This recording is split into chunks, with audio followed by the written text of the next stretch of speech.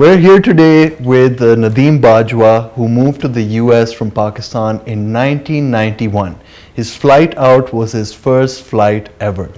To fund his university expenses, Nadeem picked up some side gigs, including delivering pizza for Papa John's.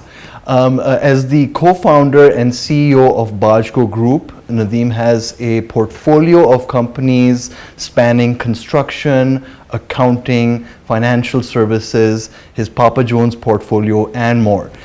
We have him here today to learn from his experiences, and we're super excited. Thank you so much for joining us, Nadeem Saab. How are you doing today? Good. Thank you for having me. All right. How does it feel being at the Meal Dynamics office? Well, it's great. It's wonderful. Feeling the energy? Yeah, I feel the energy and excitement, and looking forward to good conversation. I have a lot of tough questions for you guys. Ooh.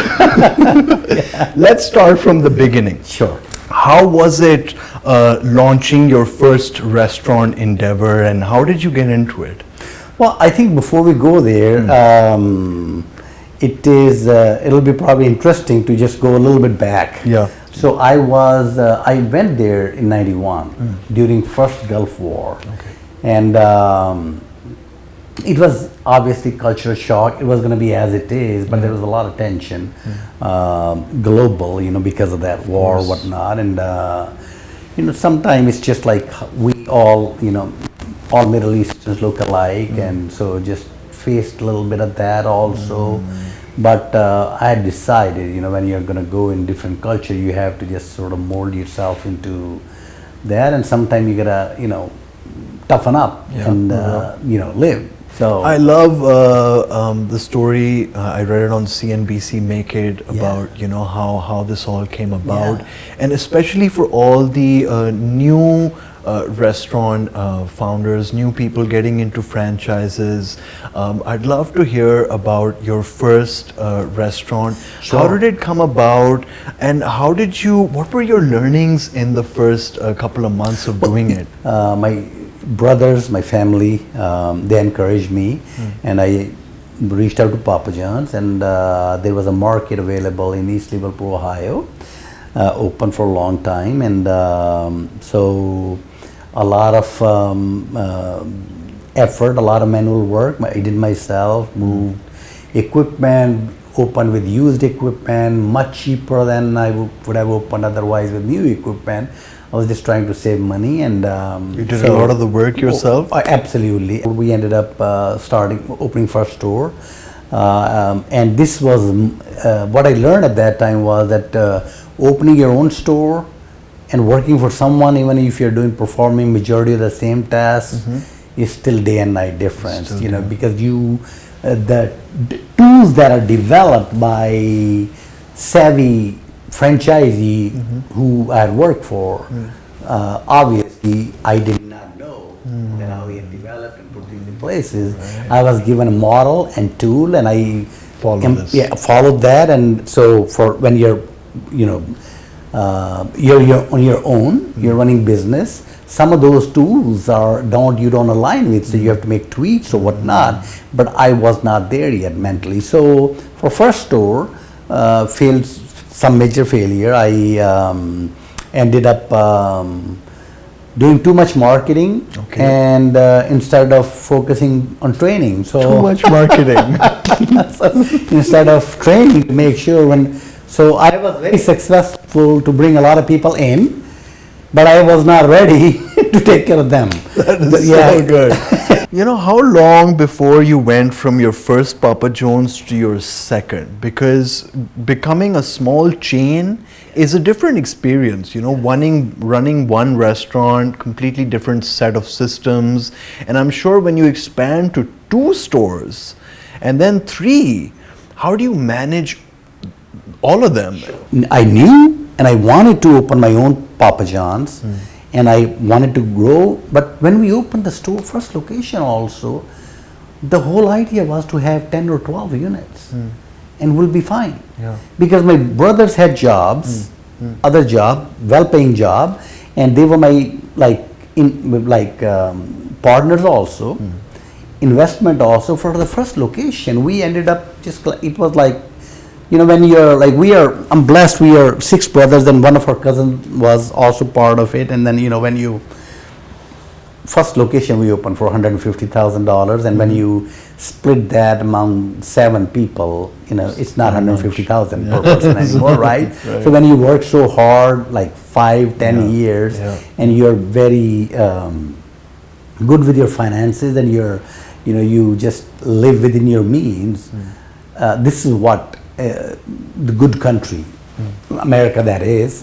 That there are like ways that you can save, and if you have good credit score, you can get loan, whatnot. So we opened first location, and it's always tough to get loan for the first location. Okay. But when you become successful, then first you follow the money. Well, first you run after the money, and then money comes after you, right? If you do well, so it's a little bit of wisdom. Exactly. Right. So going from one store to so when I opened one store, I wanted to open How many years huge. later did you open your second? No. Within a year. Within a year.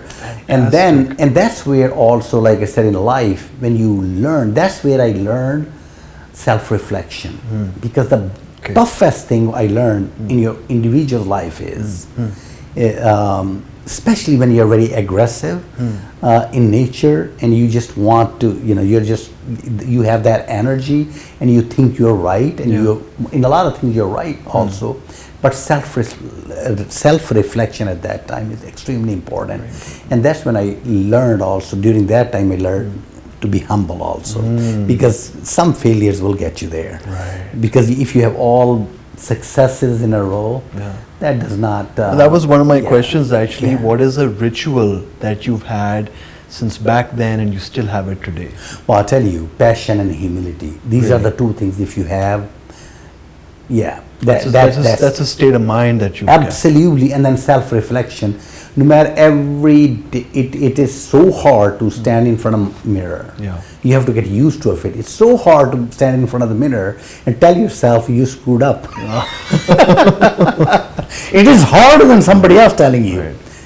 You know what I mean? So that I learned. So when I went from first location to another couple of locations, after 4 or 5 locations, we grew too fast.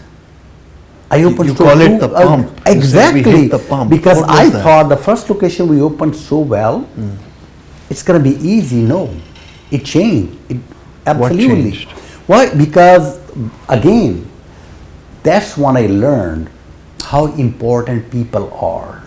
No matter how good you are, you're only as good as people around you. Right. And if you don't surround by the people who carry the passion that you have, you're not going to get anywhere. Right. I mean, how do you find the right people, and how do you relinquish control? So if there was one thing you'd tell a QSR, a new QSR franchisee to automate today, it would be his finances, a good system around finances. Don't take finances that easily. This is one of those things I will put in simple words is, so you work very hard all day or all month to make the money you made. And then you don't secure that. You don't spend that wisely. You don't have any gatekeeper to keep an eye on what you have earned. So financial management is extremely important. And I'm very blessed, like I said, I'm very blessed to have that in our organization buttoned up. And there's nothing better than having your partners and your brothers overseeing that, because I have other friends in this industry. They do not have that blessing of working with brothers, because it doesn't always work out. I always say, in one of the conferences, somebody asked me in an interview that how does it feel to be working with your family, and especially when you're similar ages and you're on the front line and they are supporting you, and how does it feel? And you're mentally you're operator, and they are mentally bankers. So normally it doesn't align, right? So I just my answer was that on a good day we are brothers, on a bad day we are partners. So So we have had the same philosophy, and it's been working. Yeah, somehow it came together in a beautiful way, and now Bajco Group owns more than 275 locations, and then we have other portfolio and everything. And here's where so that part we covered, the story, how we got here. Yeah. Then what I learned is, like I said, that some things time teaches you. Then what I learned was, when we started the business, the margins were 15 to 20%. Over the years, it's gotten so competitive. So margins started slipping. As soon as I realized we need to do something. And we looked at different things out there. What do we do? First of all, one thing that really benefited us was that, partners having strong financial background. And when we had 4 or 5 units, we decided. And then I started looking for problems, which was very different. And when I tell somebody, I started telling, when everybody asked, what do you do day to day? And I just started saying, I celebrate the wins, and I go out to search problems, more problems. Yeah. That was probably crucial to your growth. Absolutely. Creating that efficiency on all these different levels is what got you here today. Absolutely. So what happened was that I started looking at, there are a lot of solutions out there. Okay. But they are built by people who are much smarter than me. Okay. And every time, so what I learned was that efficiency, I learned the meaning of efficiency. Okay. Because I, just like other operators, when somebody comes and say, hey, you want to be more efficient, and the first thing comes in mind is, hey, there needs to be app or some computer program that will like bells and whistles and different colors and will look sweet and sexy and just feel good. And but what I learned is that's not efficiency. Efficiency is, if you look from practical mindset, efficiency is that can bring convenience and cost saving on the table. Of course, cost saving. Because that was on top of my mind, because we were from 15 to 20% margins, not just us, in QSR overall, because of every time in any economy or in any field, any category, any segment, when competition increases, obviously the whole industry will take a hit on margins. Of course. And at that time, and like I said, I am by like nature competitive and having bit anxiousness, a little bit anxiety. All those things are part of my personality. I want to get things done yesterday. If yesterday things are not done, even today's task is not done yesterday, it's hard to sleep, that kind of thing, right? Which is not necessarily, I would want to transfer everything to everybody, to my kids. I just still feel that I need to, now I'm, over the time I learned that, your life is okay, just if things are a little bit delayed, patience is also skill. But I still struggle with that. See, I think a lot of restaurant owners have this struggle where they're not getting enough time for their families, for their personal life, because they're spending so much time going over how to run their restaurant, from the numbers to managing the team.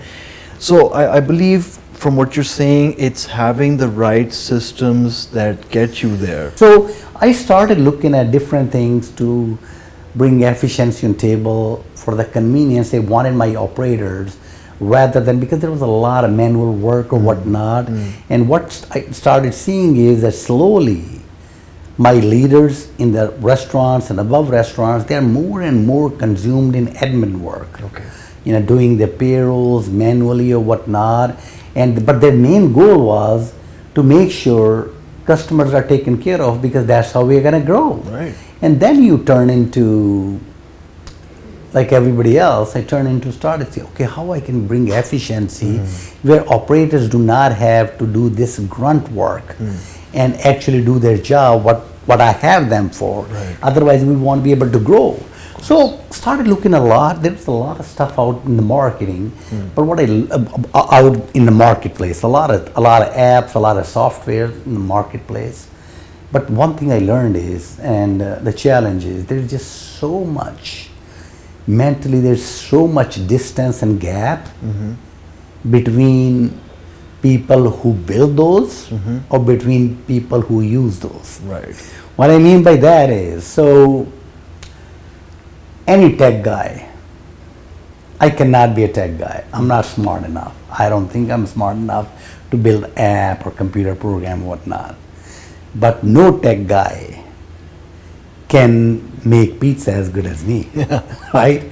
And serve as good as me, and put those policies and procedures in place, because my focus is how am I going to receive the raw material and take it to the end line to the customer. Nobody can, these tech geniuses, PhDs, doctors, like, in this technology, they cannot do that. So what I learned is that the struggle out there is, majority of them, these programs, softwares, are built by those geniuses. And they know what they're building. And in their mind, what I learned was, something simple in their mind is not as simple. When originally, I'll tell you a funny story. I had, at that time, it was struggle, challenge to operate. When we started, it was when I was working for franchisees, we used to take order on paper. Transitioning from paper to taking order on computer, this was nightmare. Human nature is change is hated. We don't like change. Don't like change.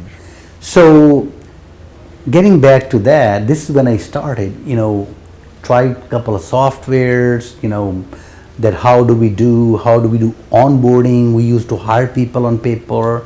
How do we eliminate that? And all it was bringing efficiency that carries the benefit to the end which is customer, right? That's what it's about. Yes. So experimented a lot of things that I got to the point, man, just need to do something ourselves. I'm not smart enough. Need to do something. So all these businesses, never actually, there was no plan for it.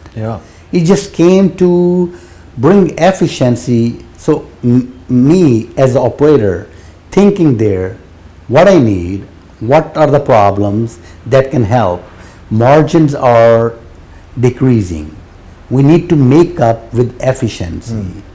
So what are the challenges there that I can take and then have team, and even if my current team cannot do, hire new team and then figure out that how to solve that problem. So you started making food, but then you start creating solutions absolutely to better run your restaurant. And then you got so good at it that now other food business owners are also using your solution. One of the things what we saw was there, as you grow, when you're one or two stores franchisee or business owner,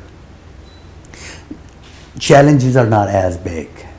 As you grow, challenges multiply. So right now, with 275 locations, if I have one problem in every location, those are 275 problems, not one problem, right? So, but because I believe in operating our restaurants as a local pizza shops, so I tell people I don't run 275 restaurants. I operate one restaurant 275 times. I like it. So very nice. Yeah. So this is truly the belief. But then you need to resolve those issues also, right? So what happens is when you grow, and if you start thinking about these things, that how you have to put things together, put procedures together, that's when you end up starting to brainstorming and starting to learn how to figure out things, and obviously talk to your team, hey, what are the problems?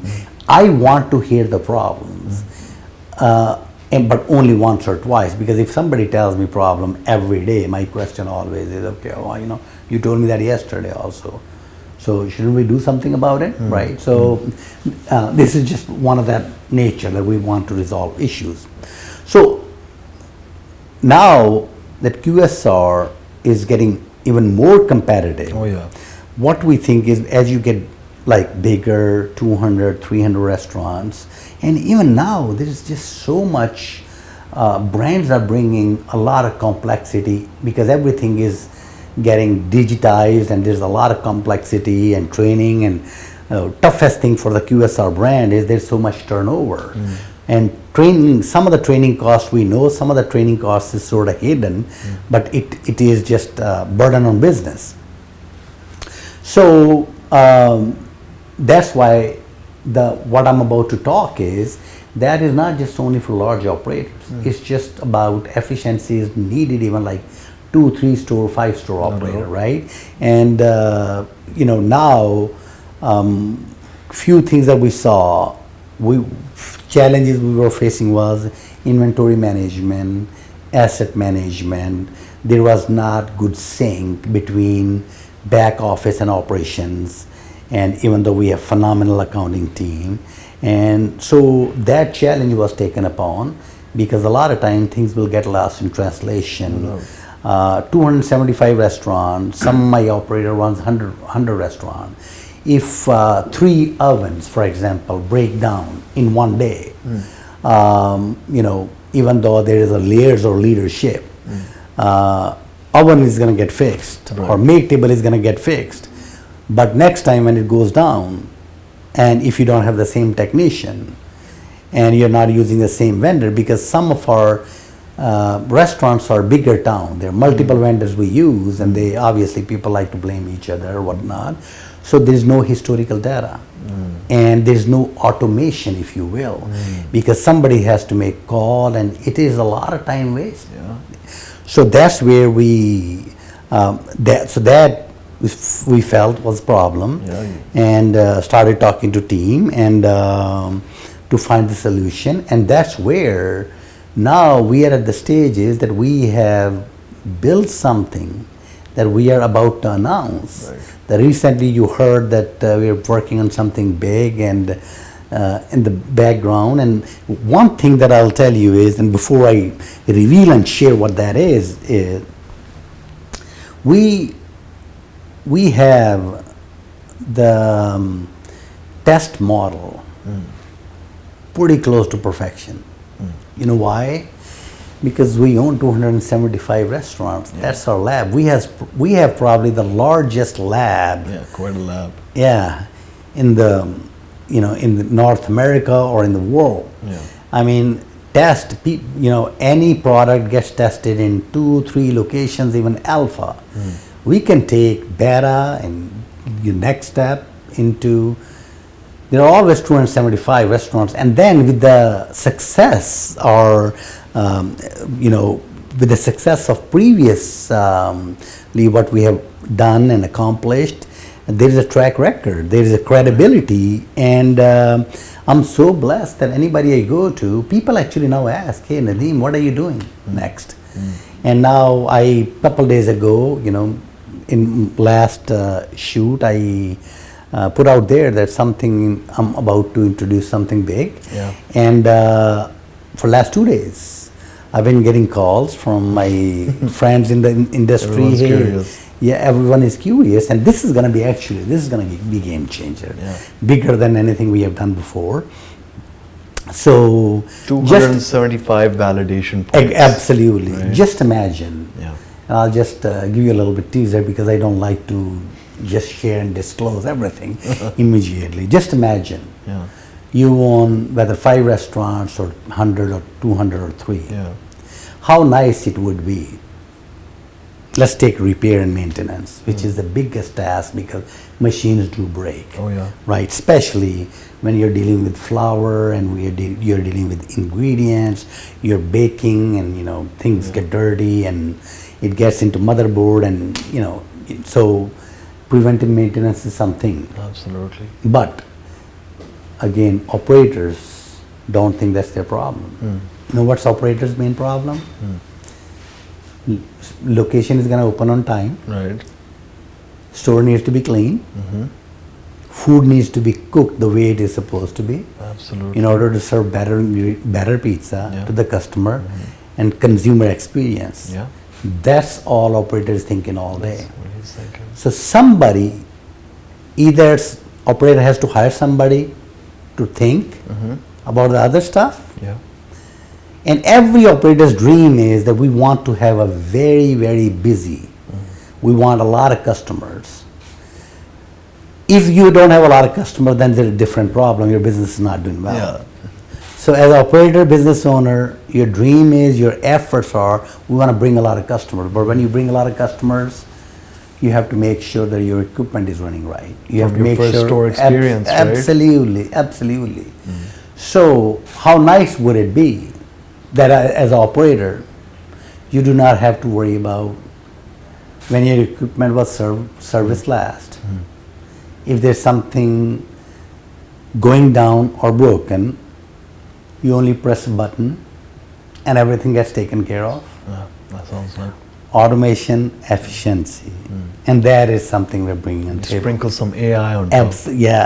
Sprinkle some AI on top, and there's some more. So it's called Meal Dynamics. Right. We're introducing Meal Dynamics, Yeah. and Meal Dynamics it's new to the world, not new to us. Yeah. It's been tested. We've been testing for now over 6 months, and it's in the field, servicing 275 restaurants, and all the initial bugs, gigs are out, and we're loving it.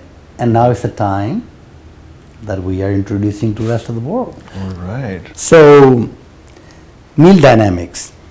I'm not going to give too much today on that, but I'm just gonna let you imagine. Just think that all that stuff is getting done automated. And then another thing after that, so I challenged team that that's not good enough. Why even I have to check? Why do I need to press the button? Why can't somebody remind me to press the button? And that's when AI came in the picture. Right. And then I went further. That why AI has to remind me to press the button? Why the hell AI cannot do it itself? Right.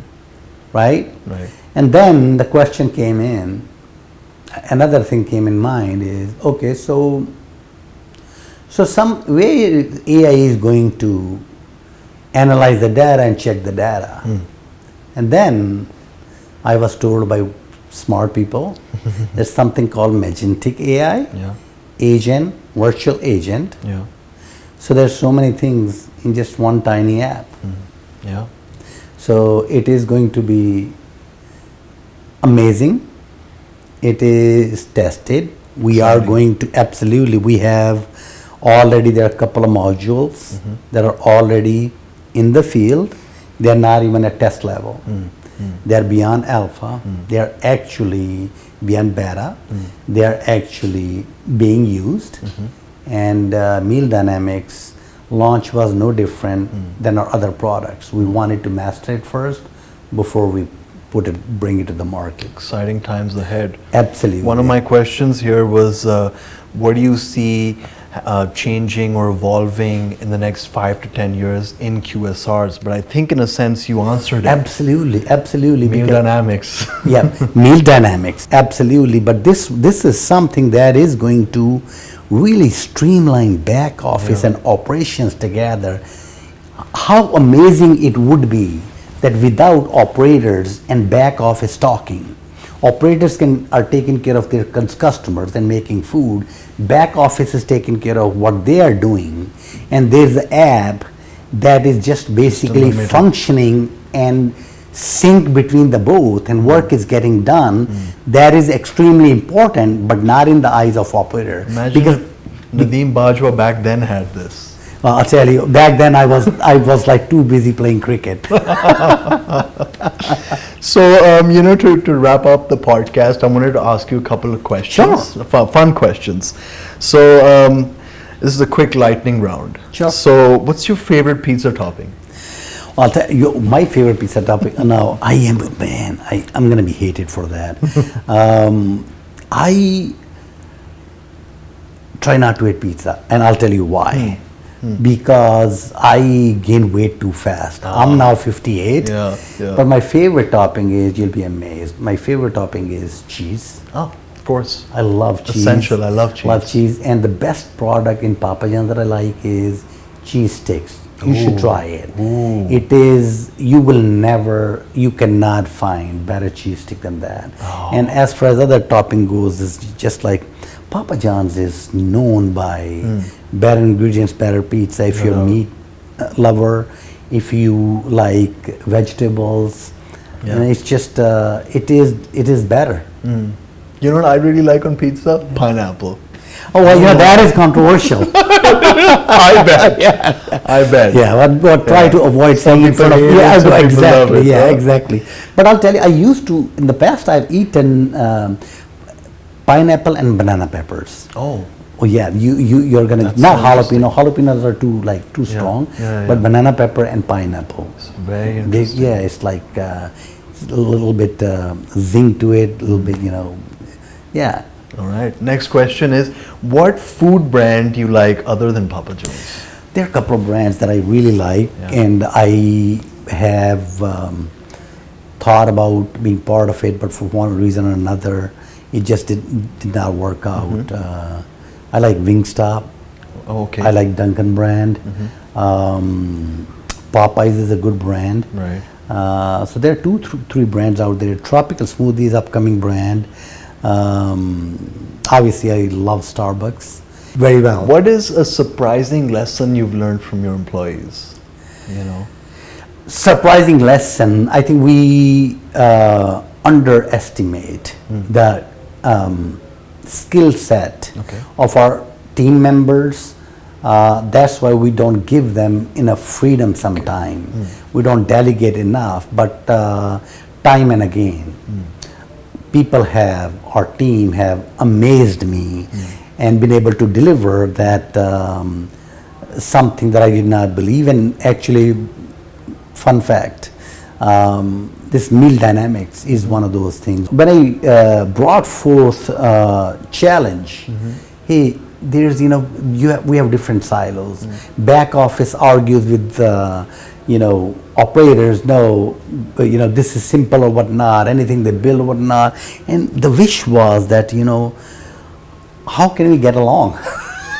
Just want everybody to get along. Yeah, exactly. I just want everybody to get along. And that's where it came, that how amazing it would be if we can if there is some automated system that just, we know the problems. Right. The good thing is, the tough thing would be if we don't know the issues.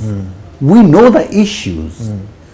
Are we smart enough to come up with a program, come up with the app, come up with something that just manages the whole part? Oh. And then it started with that idea, and fast forward where we are today is, I never thought that team would be able to, just incorporate AI into that, and then Magentic AI, and I'm learning these terms and these things now from the team. That's why I said that, you don't have to be smartest one. Just be smart enough to have smart people around you. That's all you need to do. I love it. I love it. When's the last time you made a pizza? It's so good, like about a month ago. What? It's so funny. I made last pizza For the probably kids? 2-3 years ago. Okay. No, but here's the thing. So I went for grand opening. I think it was Warren, Pennsylvania, Right. small town. Yeah. And so I'm, like I said, a lot of leaders. Like I have in field, 6 leaders that because we operate business in 12 different states, and they had not seen me making pizza for a long time, for years, obviously. One of the things that is really taken very not good about me is when I go in the restaurant and I spend a lot of time, because the way that I've developed, I've been blessed to develop leaders throughout this journey is that people take pride in the work. And my saying, any of my senior leadership, you ask, when I ask them something and somebody tells me it's a challenge, and I don't yell, I just say, okay, well, let me try it. I'll come in your market and I'll try to do it, and let's see if we can done. I think and they do not like that. it would be a fun ritual if every new store you open, you made the first pizza. Well, Right? so this Warren PA, when I went to Warren PA, the funny thing was that I was asked when I walked in, there was a live interview of blogger, and they wanted to interview me and newspaper. So after I got done with newspaper and TV, and this blogger wanted to do the live Facebook feed, and so walked in, and so when I was showing in the store, one of my team member there said, Mr. Bajwa, do you know how to make pizza? Yeah. Oh. And I just Like, rolled up, excuse me? I rolled up my sleeves and I made pizza, and that was shared with Papa John's leadership, and that ended up sort of Amazing. going pretty viral within Papa John's community. So my team even, and just think about it, about the culture. You know, culture, I'm very big in culture. There's how much respect and how great culture we have been able to develop, that you know, when your subordinates, when your team members feel guilty looking at you performing the task that they can, I mean, you cannot see this kind of respect anywhere. It's amazing. Like, they're like, this guy started from the ground up. He was me once upon a time, and I think that's a beautiful feeling. Absolutely. Last question: do you still wash dishes sometimes? Well, I'll tell you, if you ask my wife, I don't do anything. And I do not, one thing that I'm guilty of is that my kids and my wife tell me that and which is true, I don't do anything at home. I just relax. And do I wash dishes sometime? No. And I don't want to, because what I learned over the last 30 years is there's something called paper plates too. So if I have to perform tasks, Done washing dishes. Yeah, exactly. Done washing Nadeem dishes. Bajwa, thank you so much for being on our podcast today. It was a pleasure having Thank you you. on the show. Likewise. Thank you so Likewise. much. Thank you. Thank you. All right, brilliant.